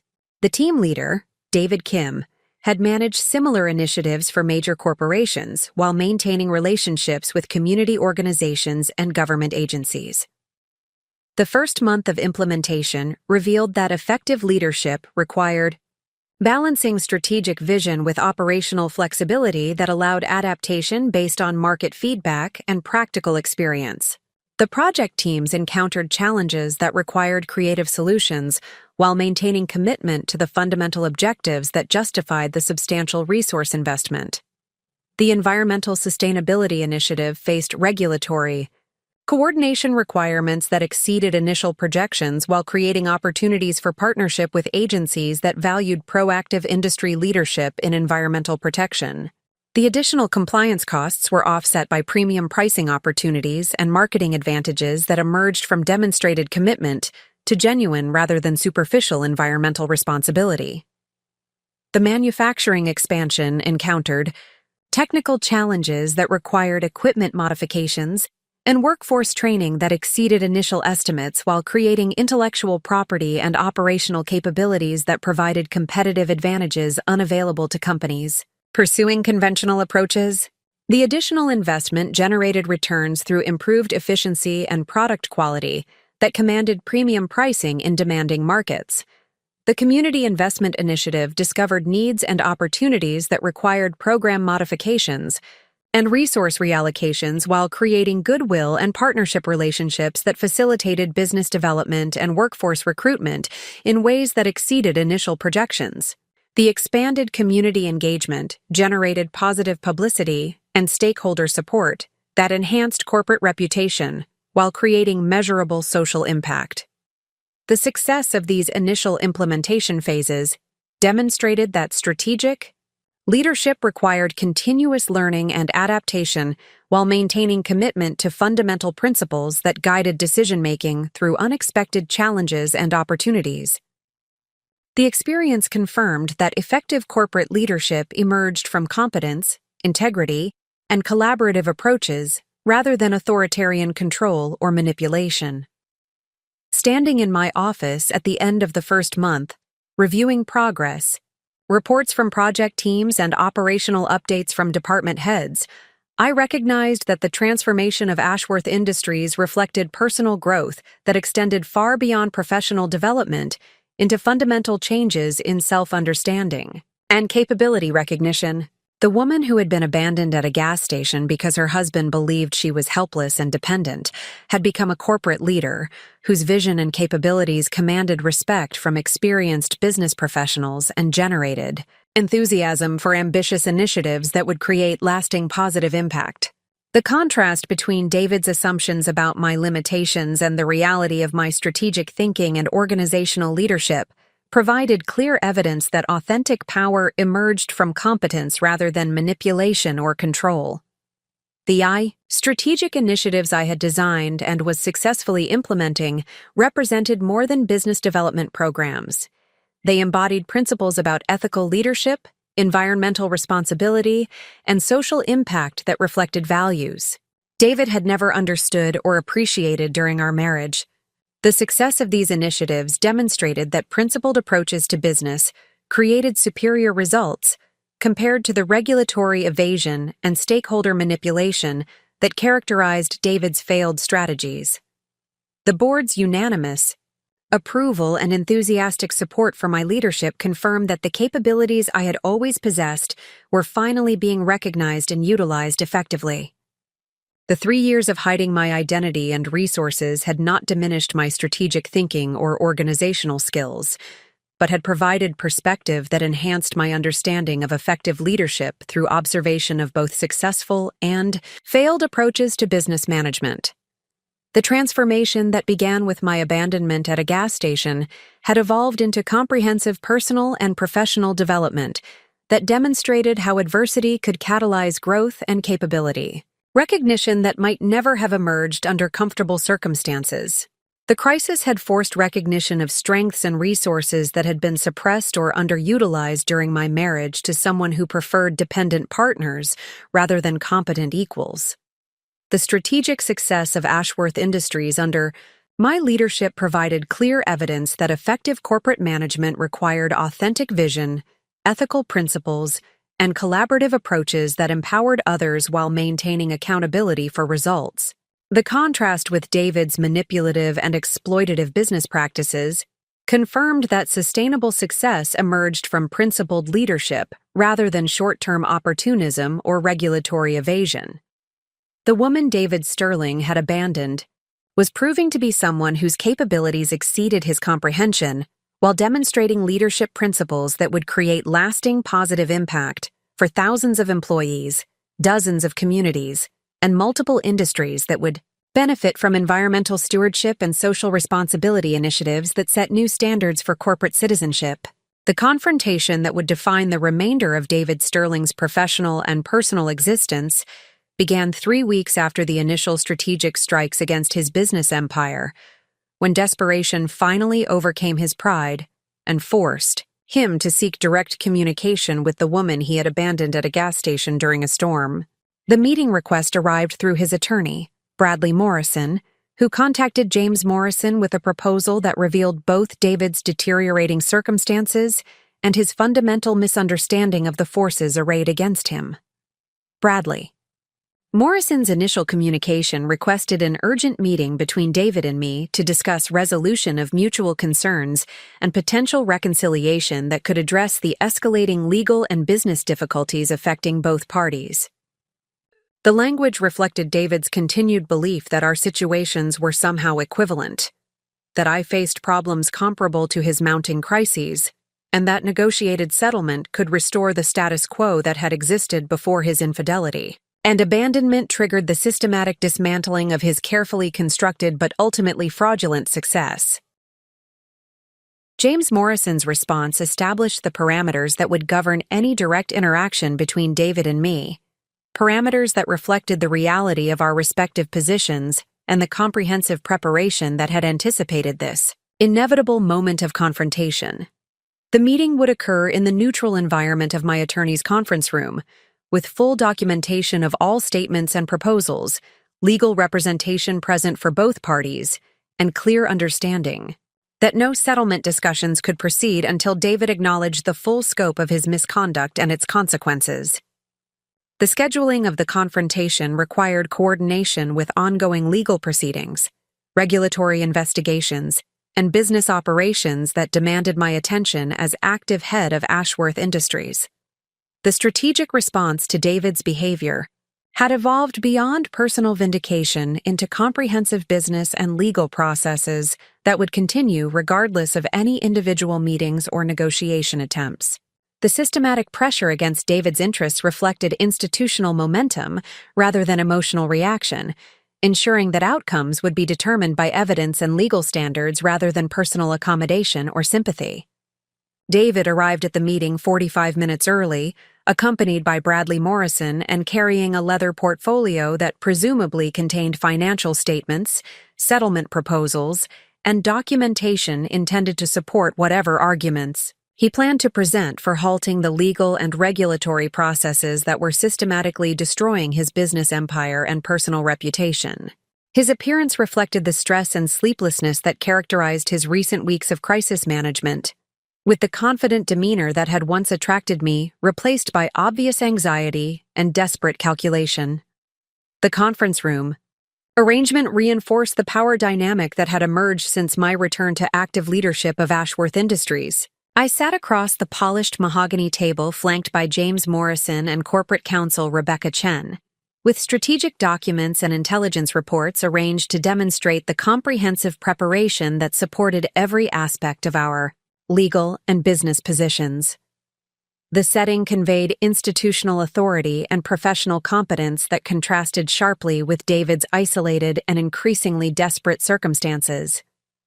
David's opening statement revealed the depth of his miscalculation about both the nature of the opposition he faced and the scope of resources available for addressing his misconduct. His approach focused on characterizing recent events as misunderstandings that could be resolved through improved communication and financial accommodation, completely ignoring the criminal investigations and regulatory violations that created legal consequences beyond the reach of private settlement negotiations.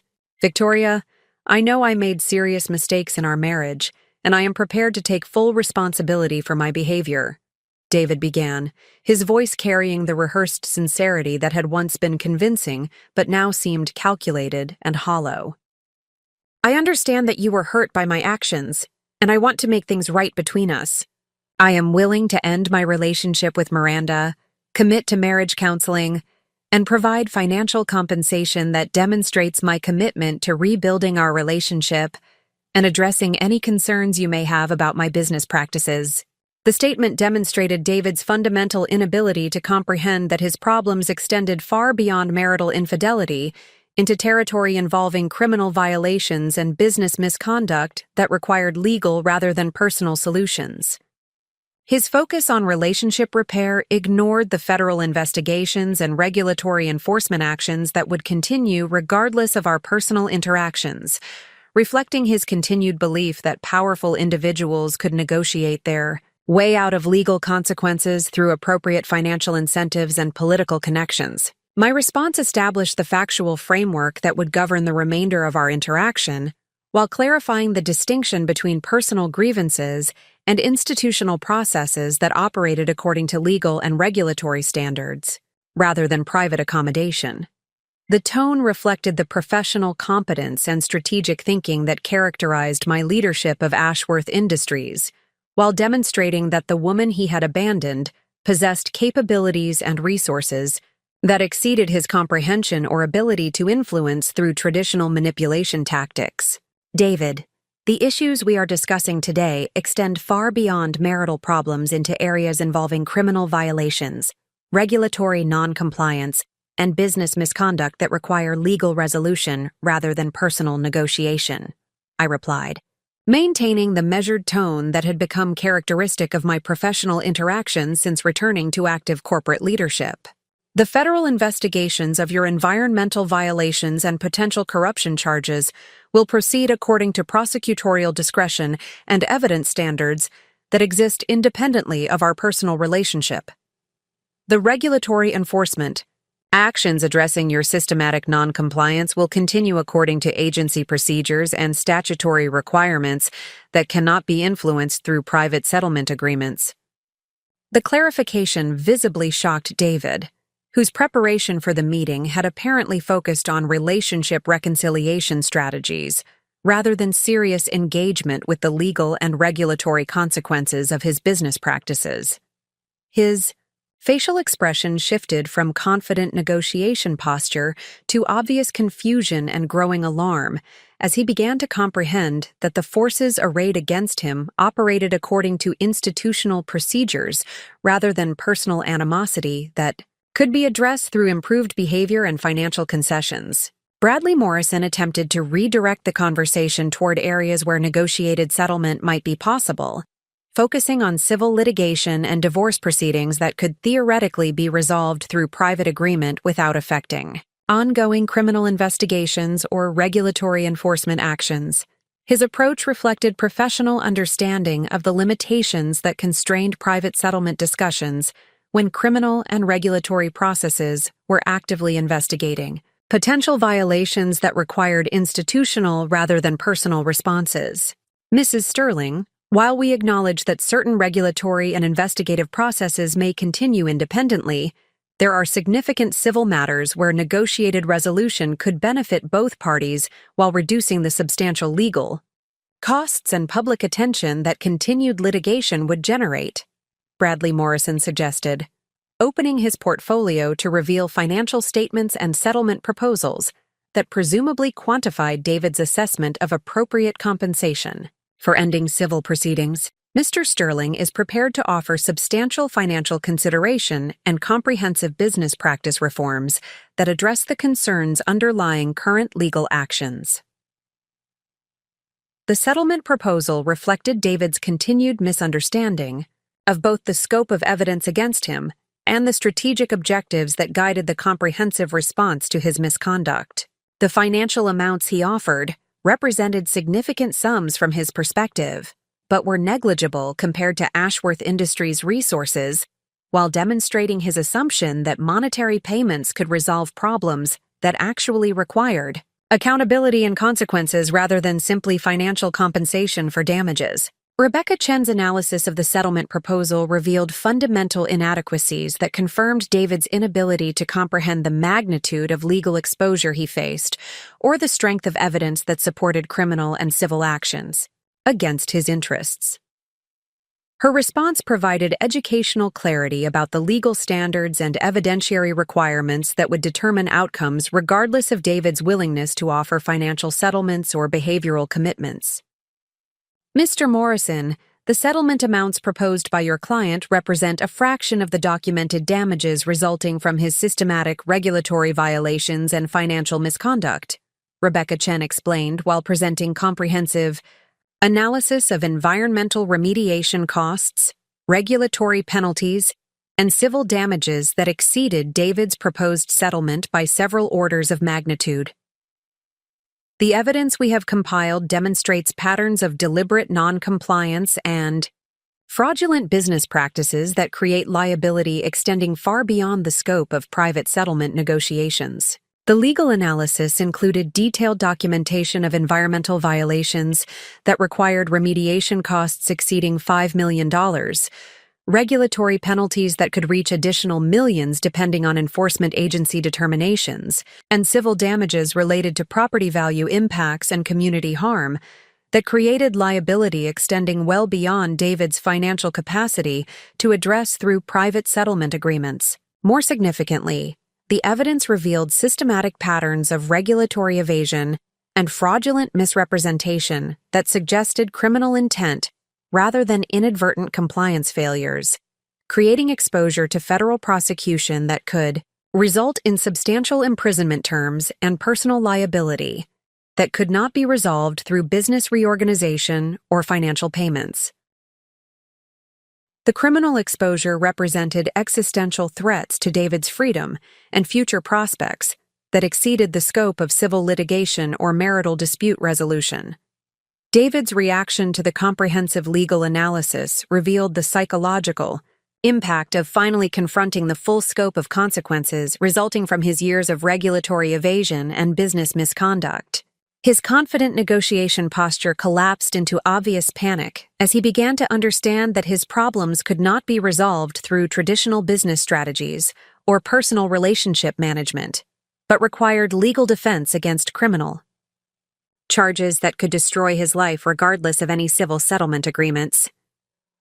"This is impossible," David stammered, his voice reflecting the shock of someone discovering that reality differed dramatically from his assumptions and expectations. The environmental issues were minor compliance matters that we were addressing through routine corrective measures. The financial projections in our investor materials reflected standard industry practices for presenting development project potential. None of this was criminal behavior or intentional misconduct.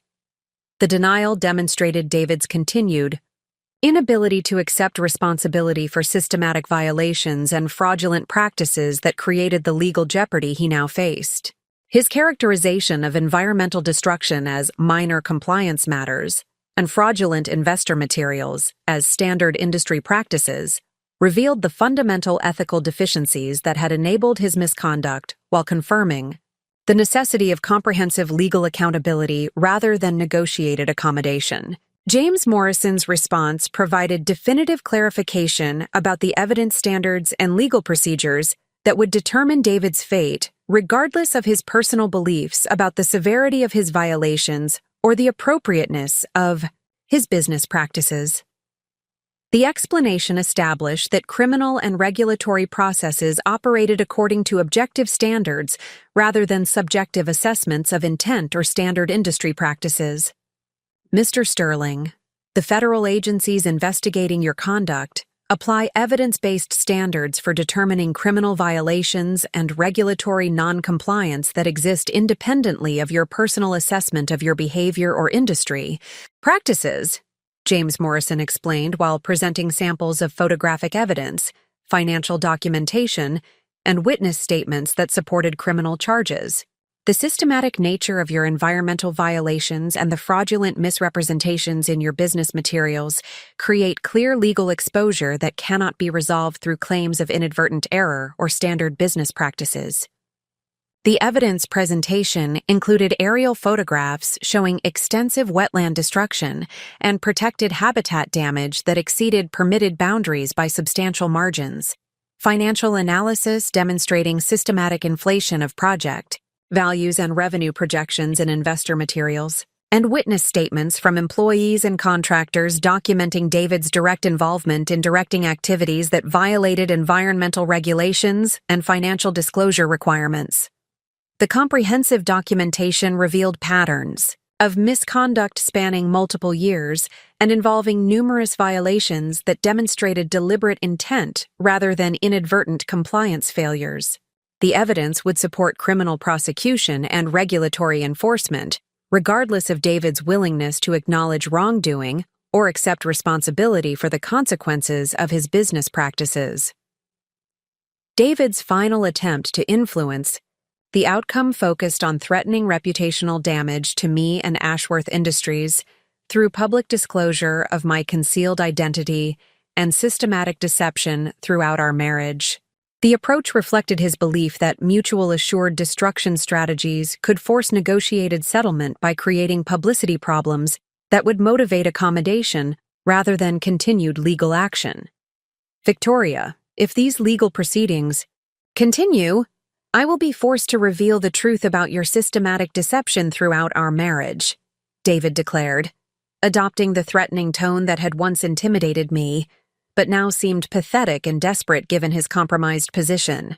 The public will learn that Victoria Sterling was actually Victoria Ashworth, heir to a massive fortune who deceived her husband about her identity and resources while secretly plotting his destruction. The publicity will damage your family's reputation and business interests far more than continued legal action will affect my circumstances. The threat revealed David's fundamental misunderstanding of both public relations dynamics and the strategic advantages that emerged from transparency about authentic identity and principled business practices.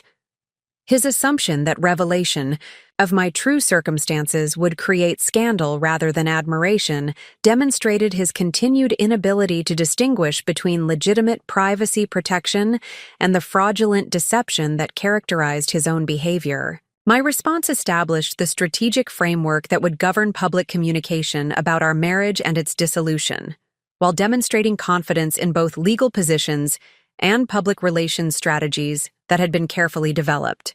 Through professional consultation with crisis communications specialists and reputation management experts. David, the disclosure of my identity and family background will demonstrate that I married you despite rather than because of my resources, seeking authentic relationship based on personal compatibility rather than financial advantage, I replied, maintaining the calm professionalism that had characterized my corporate leadership while demonstrating that his threats carried no emotional impact or strategic concern. The revelation will confirm that your abandonment of me reflected poor judgment about the character and capabilities of the woman you married, while highlighting the contrast between authentic success, based on principled business practices, and the fraudulent success you achieved through regulatory evasion and systematic deception. The public relations strategy had been developed through collaboration with communications professionals who understood that wealthy individuals often faced criticism for concealing their backgrounds, but could generate positive coverage by demonstrating that their deception served legitimate privacy purposes rather than fraudulent manipulation of relationships or business opportunities. The narrative would emphasize my commitment to authentic relationships and my husband's failure to appreciate the remarkable woman he had married.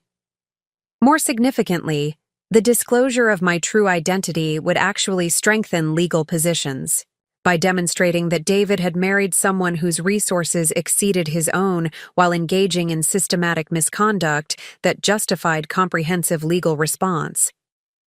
The revelation would provide context for the sophisticated legal and business strategies being employed against his interests, while confirming that his opposition possessed legitimate authority and capability for pursuing accountability through appropriate institutional channels.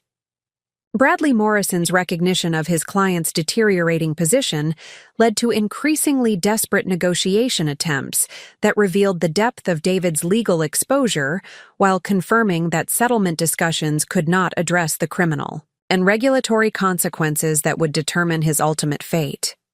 The attorney's professional assessment indicated that David faced existential threats to his freedom and financial survival that exceeded the scope of private legal representation or negotiated accommodation.